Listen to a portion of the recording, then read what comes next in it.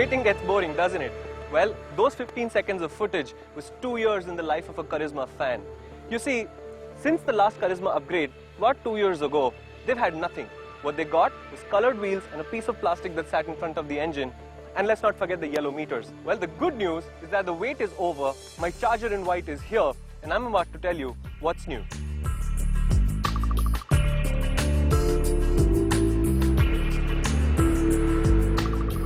So this is the new Hero Honda Karizma ZMR. What's new? Well, let me start with what's not, because it's a smaller list. The wheels, the disc, the forks are the same. The forks are a new color. The tank is almost exactly the same, as are the engine panels. Again, the engine panels are a new color. And the exhaust again is nearly identical, but again in a new color. The exhaust shield, of course, is different. Practically everything else on the bike is brand new. Take this for instance. This comes from the CVZ Extreme, but the whole tail unit is wider and it gives you the impression of a much more substantial motorcycle. Split grab rails, in fashion now, the Karizma gets them. Look further down and you'll see the new disc brake, again a Karizma first. There used to be drum brakes earlier. This line is very similar to the old Karizma, but the panel itself has minor design tweaks, and you'll spot the sticker that talks about the new catalyzer system. So this is a cleaner bike environment-wise. Look ahead, and that's the big change. A big bulbous fairing with ZMR written on it, just like a Hayabusa's. In fact, most of the Overdrive team thinks this bike actually does look a lot like the Hayabusa. But continue further, and you'll also see the very organically designed headlamp. It's a very similar shape to the GSX-R from a couple of years ago. Two Suzuki influences on a Hero Honda?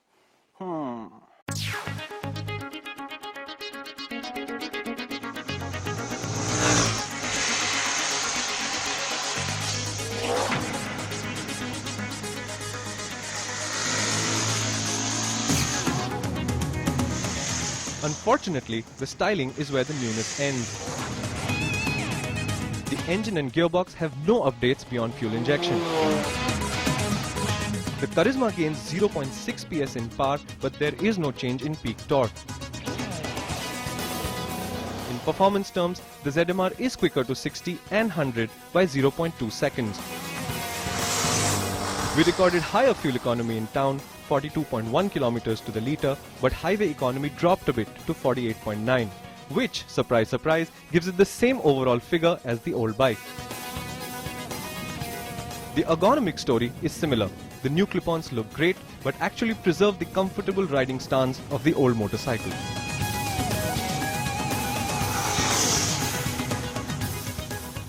Powertrain-wise, how is the new Karizma? Well, it's very similar to the old Karizma, and that's not a bad thing. This bike loves the low and the middle revs, and the torque there is just incredible. You just roll on the throttle and you go. What the fuel injection does is bring a little more power to it, and so it accelerates a little quicker than the old bike. In the top speed, however, we saw a small drop, but I think that's primarily because the engine is brand new, and when it's run in and it opens up a little bit, we will see the top speed go back up to where it was, or maybe slightly higher than that. Overall, it's a really slick job. The only changes to the chassis are gas-charged shocks at the rear and a 5mm drop in wheelbase. The new suspension bits further improve the already impressive ride quality, and the shorter wheelbase makes it a little easier to chuck the ZMR into corners. The old motorcycle was a pretty good package to begin with, and this one improves that by a small margin.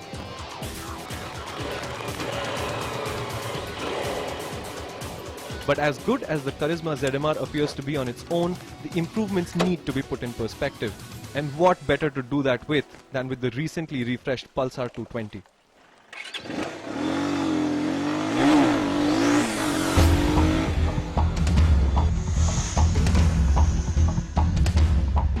A couple of months ago, the new Pulsar flagship went back to carburetors from fuel injection. A retrograde step technology-wise, but one that dropped the price of the P220 as well as brought it performance gains. Ninja 250R aside, the P220 is the quickest and fastest motorcycle in India today, with its engine making 21 PS. In fact, the P220 is half a second quicker than the ZMR to 60 kmph and a whopping 2.2 seconds quicker to 100. The Pulsar gives away 3cc to the Karizma, but the Karizma is 9 kgs heavier than this bike now. Add to that the fact that this has more power, and there's no surprise that this has significantly more performance. That's why I think this is the better powertrain of the two.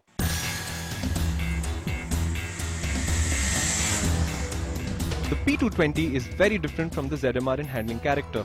You sit noticeably taller and the steering feel is heavier, but it doesn't offer more feedback.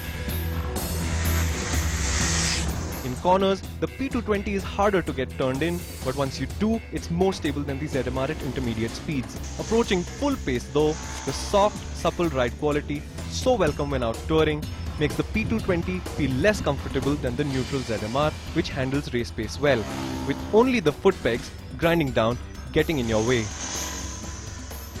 So the Karizma is 23,000 rupees more expensive than the Pulsar 220. On the other hand, the Pulsar 220 is the faster motorcycle here, it's the quicker motorcycle here, it's the more frugal motorcycle of the two, and obviously it's a heck of a lot cheaper. So is this really such a hard question to answer? I think not. And as for Karizma fans, if they were hoping that the Karizma would be the new fastest Indian motorcycle, Ninja aside obviously, well, it's time for them to start waiting again.